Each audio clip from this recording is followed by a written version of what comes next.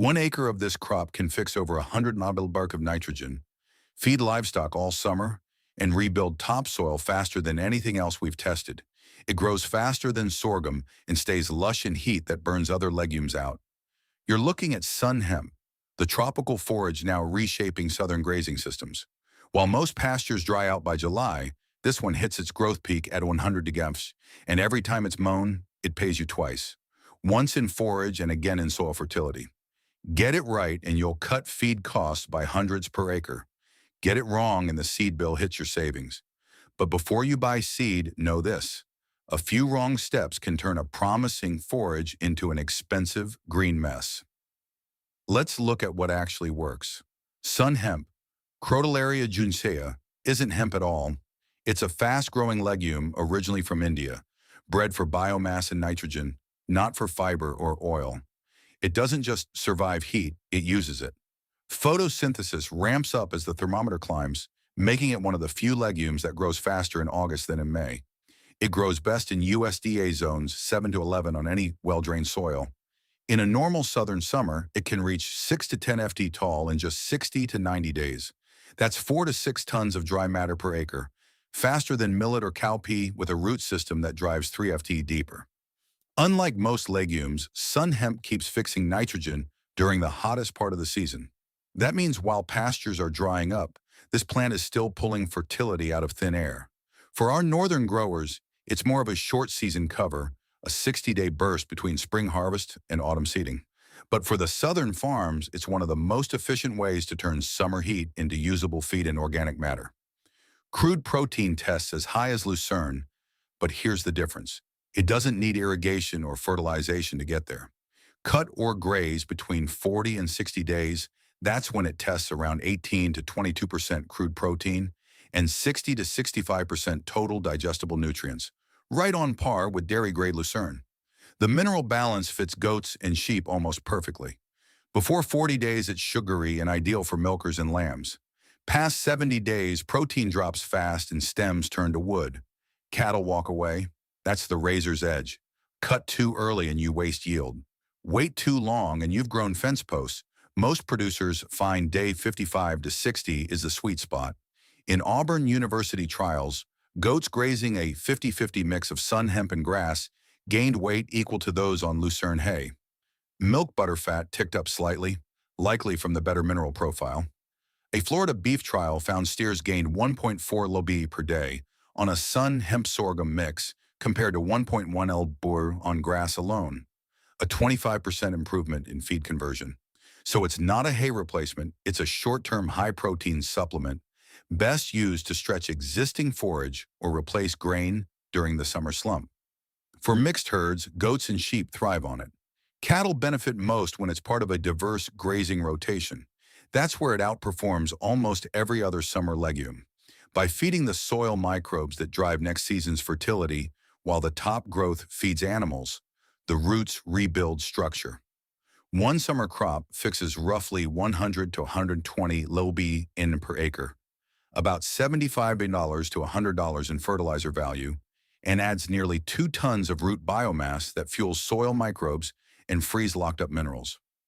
In University of Florida field trials, soils rotated with sun hemp showed a 25% increase in soil organic carbon compared to fallow plots in just 2 seasons. Soil bulk density dropped by 10% and infiltration rates rose 15 to 20%, meaning every inch of rainfall soaked deeper instead of running off. That means every summer, storm sinks deeper instead of running off, turning flash floods into stored moisture. Because sun hemp's biomass breaks down quickly, often within 3 to 4 weeks after mowing, those nutrients cycle fast.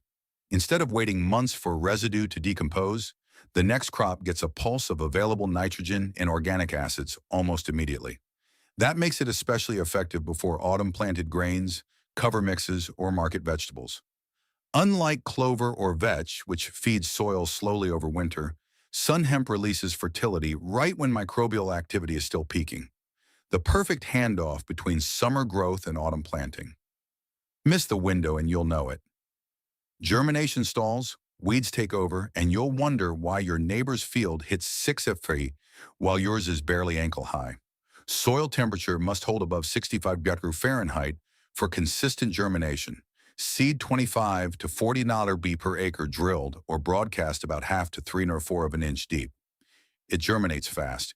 You'll see sprouts within 48 hours, knee-high by day 30, and shoulder-high by day 60.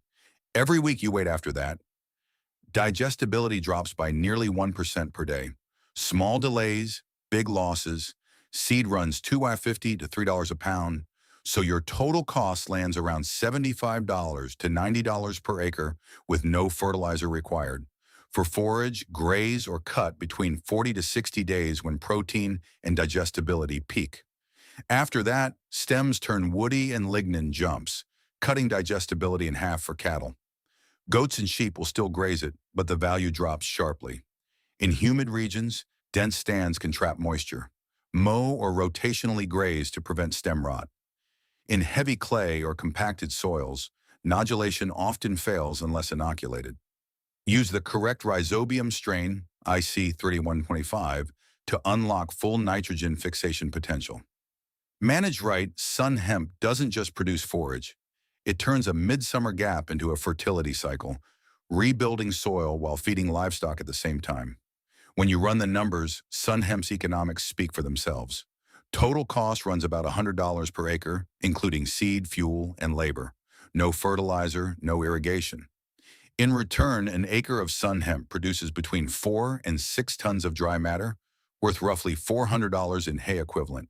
Add another $100 in nitrogen credit from what it fixes back into the soil, and you're looking at a total return of $500 per acre. That's a 4 to 6 times payback, even if you never bale a single stalk, just graze and mow. In real terms, that's turning a $100 bill into $600 worth of feed and fertility in 60 days. Faster ROI than almost any crop you can plant without equipment. On southern goat and sheep farms, producers report feed costs dropping by as much as 20 to 30% when sun hemp replaces grain concentrate through the hot months. It's why southern goat farms are calling it their summer paycheck crop. And the real value compounds each year. Every time you grow it, you build fertility that reduces next season's fertilizer bill while leaving your soil structure stronger and more biologically active. So it's not just a short-term forage crop, it's a long-term fertility investment that pays in both feed and soil. Sun hemp is the bridge between summer heat and autumn recovery, the link most rotational systems miss. After a small grain harvest, bare ground can lose a season's worth of carbon and nitrogen in just a few weeks of heat and rain. But a quick seeding of sun hemp locks that fertility in place, shades the soil, and converts excess heat into biomass that feeds what comes next. Here's where it really earns its keep. Between seasons, when your soil is usually baking bare, the plant fits seamlessly into regenerative rotations. It grows aggressively after spring crops, then decomposes just in time for cool season covers or cash crops to take over. Pair with grasses like millet or Sudan grass, it stays upright and balanced. The grass adds carbon, the legume adds nitrogen, and together they decompose evenly without nutrient loss. That partnership mirrors what healthy ecosystems do naturally. Balance energy and nutrients without synthetic inputs.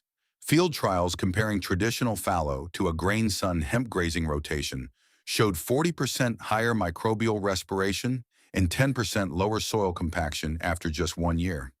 In orchards and agroforestry systems, it doubles as a living mulch. Mown before flowering, it feeds fungal networks and improves infiltration under the canopy. Used this way, sun hemp turns a gap season into a living cycle, producing forage, protecting soil, and feeding the next crop in one continuous motion.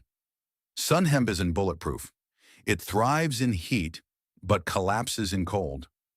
Once temperatures fall below about 45 degrees, growth stops immediately and a single frost will finish the stand.